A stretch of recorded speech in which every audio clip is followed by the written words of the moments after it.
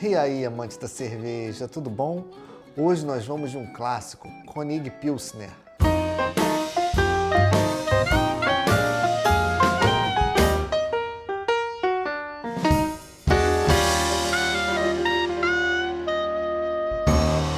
Certamente muitas pessoas acreditam que eu não sou um fã das cervejas do estilo Pilsner, seja uma Bohemian Pilsner, seja uma German Pilsner. Na verdade, eu sou realmente um grande apreciador de uma boa Pilsner. O fato é que o que a gente encontra no mercado não são Pilsner. As tipo Pilsen, na verdade, são em sua maioria American Lagers. Tudo isso está englobado dentro de um estilo mais amplo chamado Pale Lager, que seriam as lagers mais claras. E todas essas Pale Lagers, as American Lagers, Euro Lagers, foram inspiradas nas Pilsners originais.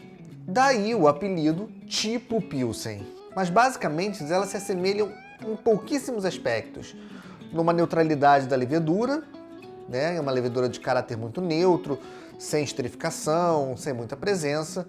Na utilização de maltes claros, em sua maioria com uma certa presença de notas de pão, de biscoito. E basicamente ela se encerra por aí. A German Pilsner e a Bohemian Pilsner costumam utilizar lúpulos de melhor qualidade, o lúpulo tem uma presença, o lúpulo tem aroma. Você tem características sensoriais muito mais presentes do que as tradicionais lagers de gôndola de supermercado, as cervejas de massa. Hoje a gente está aqui com um exemplar clássico de uma German Pilsner, uma referência mundial no estilo, a Konig Pilsner. A história da Konig Pilsner data oficialmente de 1858, quando Theodor Konig fundou a sua cervejaria e estabeleceu que iria trabalhar em cima das lagers. Ele queria fazer essas cervejas de baixa fermentação, mesmo com a necessidade de um investimento maior em tecnologias de resfriamento, porque as lagers precisam de uma temperatura mais baixa para trabalhar.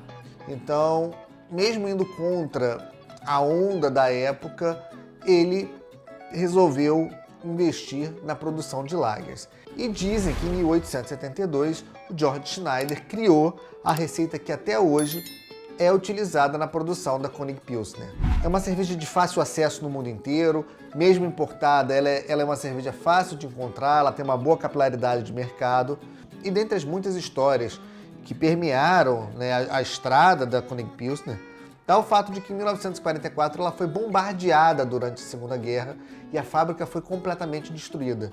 Mesmo assim, retomou-se imediatamente a reconstrução da fábrica, utilizando o que existia de melhor em tecnologia cervejeira no mundo. Em 1949 ela foi reaberta, começando a produzir uma quantidade muito maior de litros de cerveja do que ela produzia antes, se tornando uma das maiores exportadoras do estilo German Pilsner no mundo. E hoje ela é, sim, uma referência no estilo. Ela é uma cerveja fácil de encontrar, uma cerveja de fácil acesso. Em alguns mercados é possível encontrar, em empórios, na internet, então é o local mais fácil. O rótulo não traz muitas informações. Ele é uma cerveja que segue a Reinheitsgebot, a famosa lei de pureza alemã, que estabelece que somente 4 ingredientes básicos podem ser utilizados na produção da cerveja, e são justamente esses ingredientes que nós temos aqui: água, malte, lúpulo e levedura. Mas pela descrição no rótulo, ela é filtrada, já que as leveduras não aparecem aqui. Ela não traz o índice de amargor, é uma cerveja com 4,9% de graduação alcoólica. Então, já que nós estamos falando de um clássico, e todo clássico merece ser apreciado com devoção, sem mais demoras, vamos pro copo.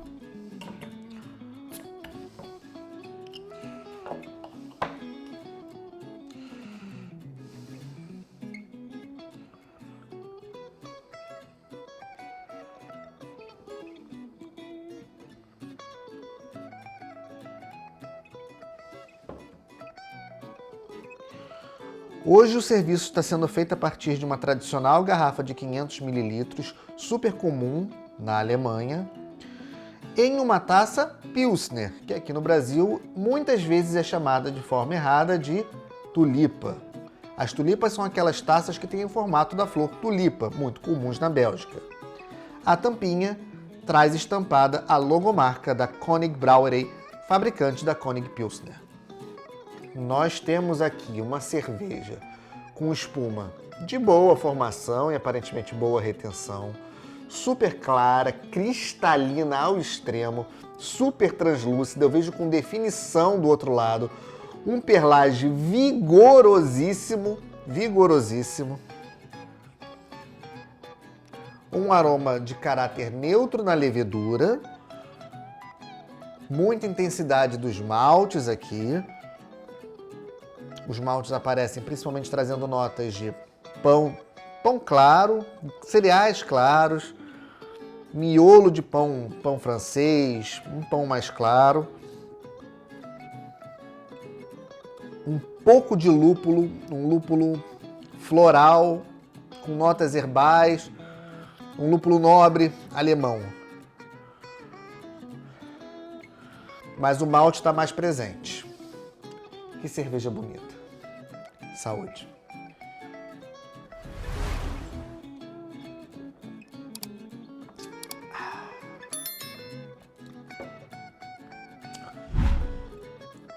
Não dá para comparar com uma cerveja de massa.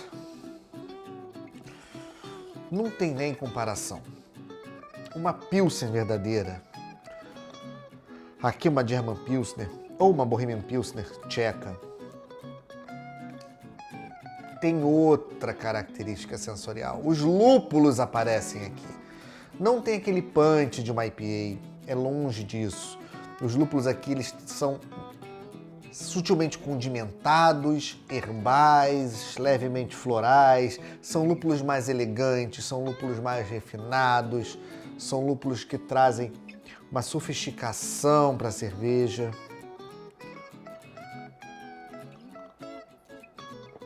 Uma pegada crispy,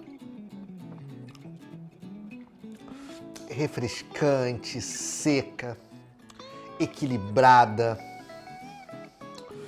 Uma cerveja para um dia quente, uma cerveja para uma noite quente, para uma celebração, uma cerveja para as mais diversas ocasiões. E diferente do que as cervejas de massa apresentam, aqui você tem sabor, aqui você tem personalidade, aqui você tem identidade, aqui você tem intensidade. Mesmo com tudo sendo muito harmonioso, o malte aparece, o lúpulo aparece e você consegue identificar cada um desses elementos. A levedura não, a levedura lager normalmente ela tende a ser muito neutra, a não ser em raríssimas exceções, aonde busca-se um perfil de levedura mais presente. Mas nas pale lagers, nas tradicionais pale lagers, dentro das quais se enquadra a Pilsner, a levedura ela tem um caráter neutro. Então, é o que a gente vê aqui em uma cerveja. A espuma baixou bem, mas ficou uma fina capa. Uma cerveja maravilhosa. Que cerveja incrível. O que é uma prova de que eu gosto de Pilsner. A minha crítica não é as Pilsner, é a baixa qualidade do que a gente encontra na gôndola de supermercado.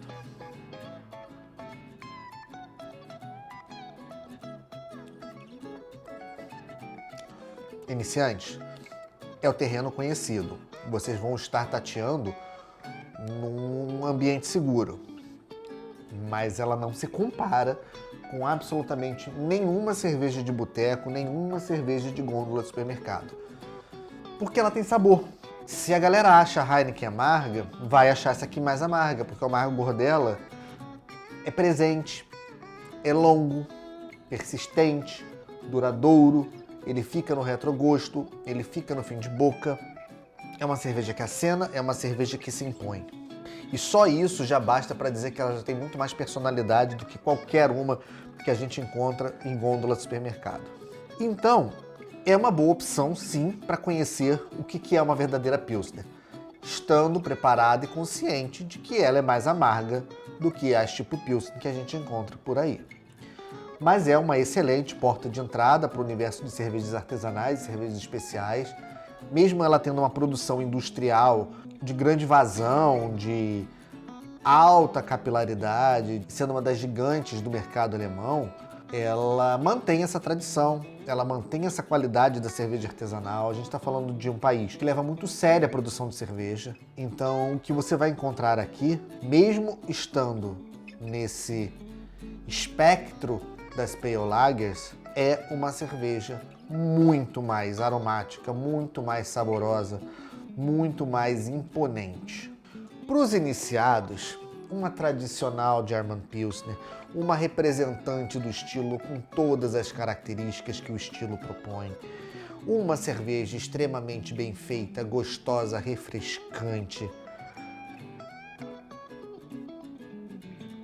apaixonante. É aquela cerveja que realmente nos faz olhar as Pilsners, verdadeiras Pilsners, como realmente uma obra-prima, como uma evolução do que foram os 9.000 anos de história cervejeira.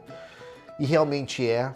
A gente não pode fechar os olhos para o fato de que as Pilsners foram, sim, uma grande revolução na tecnologia, nas técnicas e até no conceito da produção de cerveja, né? E o impacto cultural e histórico que isso teve, né? O fato de ser basicamente o estilo que inspirou 90% do que se produziu após a Segunda Guerra.